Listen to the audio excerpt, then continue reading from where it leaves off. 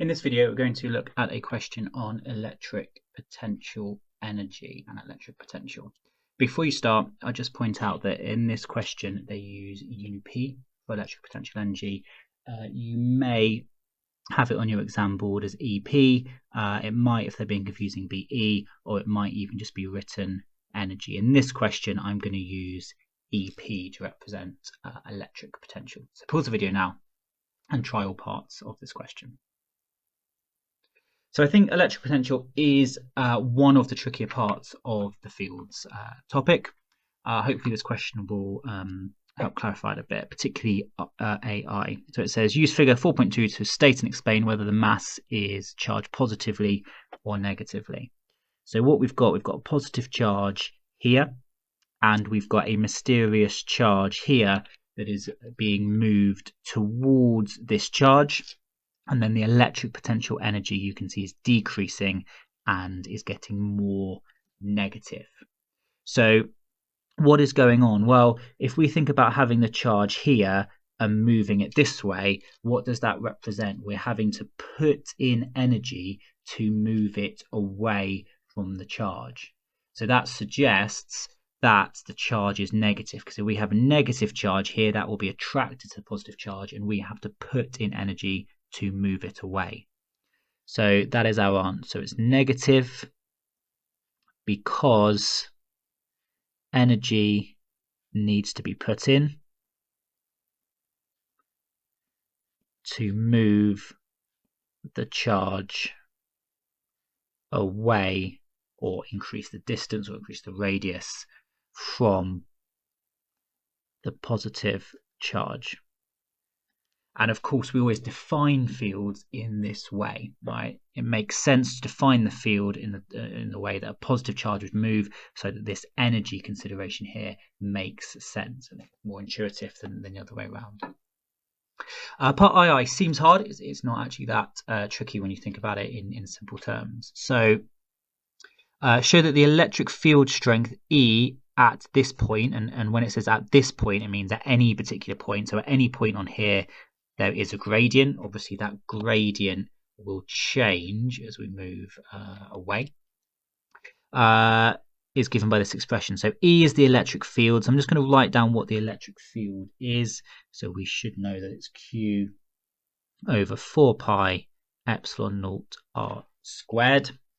Q is obviously a charge, and then G is the gradient. So what is the gradient? Well, the gradient is always the change in Y over the change in X. Think of it in these simple terms, and it starts to become clear where you can figure it out.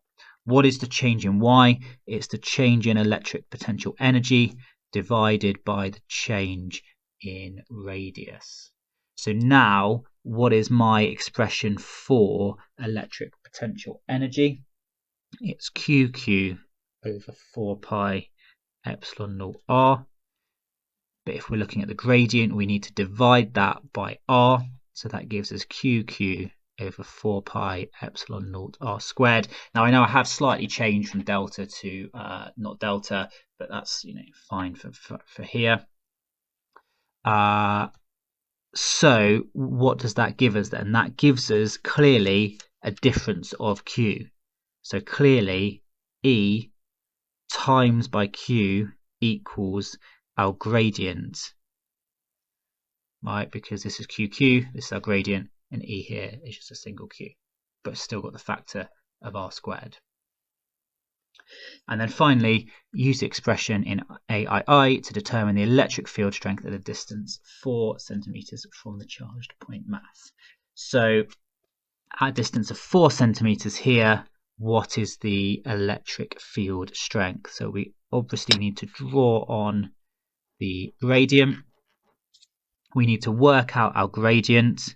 So you should always indicate on the graph that you've drawn a triangle. It should be relatively big.